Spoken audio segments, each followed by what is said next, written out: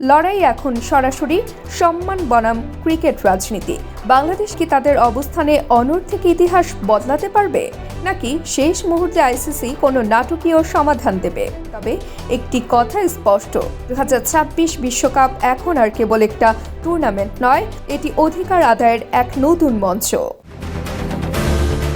2026 টি-20 বিশ্বকাপ শুরুর আগেই যেন যুদ্ধের দামামা বেজে উঠেছে। তবে এই লড়াই ব্যাটে বলে নয়, বরং ক্রিকেটের অস্তিত্ব রক্ষার। ভারতের মাটিতেই পা রাখবে না বাংলাদেশ। বিসিবির এই অনড় অবস্থানের পর এবার বোমা ফাটালো পাকিস্তান। বাংলাদেশের ন্যায্য দাবি না মানলেই বিশ্বকাপ বয়কটের হুঁশিয়ারি দিয়েছে পাকিস্তান। ক্রিকেট বিশ্বের তথাকথিত মোড়লদের দাদাগিরি কি এবার থামবে? প্রশ্ন উঠতে পারে, পাকিস্তান হঠাৎ কেন বাংলাদেশের পাশে? উত্তরটা পরিষ্কার, স্বার্থ এখানে কেবল বাংলাদেশের নয়, বরং ক্রিকেটের সামগ্রিক সম্মানের। ভারত যখন নিরাপত্তার অজুহাতে পাকিস্তানে খেলতে যেতে নারাজ, তখন বিসিবির অনড় অবস্থান পিসিবিকে দিয়েছে নতুন সাহস। और हमारा पहले दिन से ये स्टांस है कि क्रिकेट और पॉलिटिक्स अलग-अलग होने चाहिए।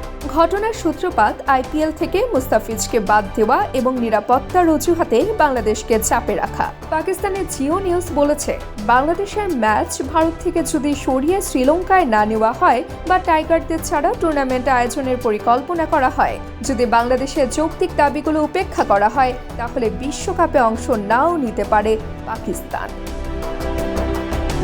সোমবার সকাল থেকে একটি খবরে সবার চোখ পড়ে।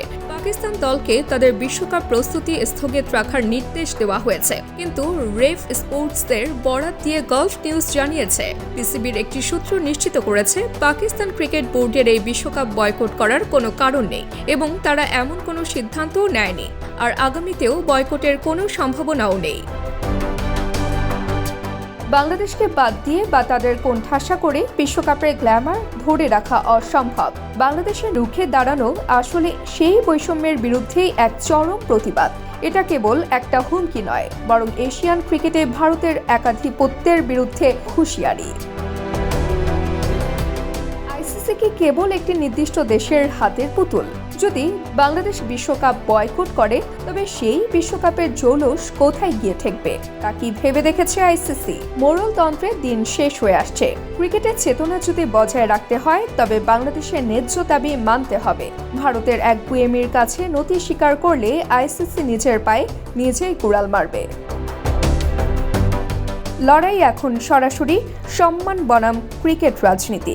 বাংলাদেশ কি তাদের অবস্থানে অনর্থক ইতিহাস বদলাতে পারবে, নাকি শেষ মুহূর্তে আইসিসি কোনো নাটকীয় সমাধান দেবে? তবে একটি কথা স্পষ্ট, 2026 বিশ্বকাপ এখন আর কেবল একটা টুর্নামেন্ট নয়, এটি অধিকার আদায়ের এক নতুন মঞ্চ।